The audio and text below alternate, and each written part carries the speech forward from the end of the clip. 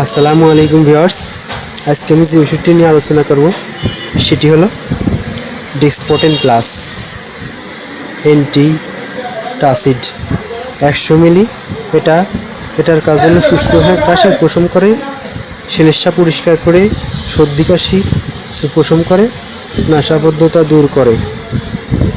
এর পার প্রাইস 110 টাকা এবং স্কেপ ফার্মাসিউটিক্যাল এটি প্রস্তুতকারক। প্রতি 5 মিলি সিরাপের উপাদান। রোগ নির্দেশনা: ইহা একটি কাশিরোধী ওষুধ শুষ্ক কাশি ও ঊর্ধ্ব শ্বাসনালীর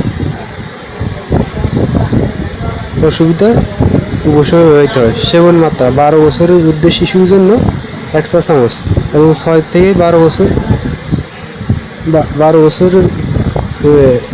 1.5 চামচ, হাফ চামচ। 6 থেকে 12 বছর হলো হাফ চামচ। ডিসপোটেন প্লাস এটি অনেক পুরাতন কাশ সেই জন্য কার্যকারী। আমাদের দেশে বিভিন্ন ধরনের কাশির ওষুধ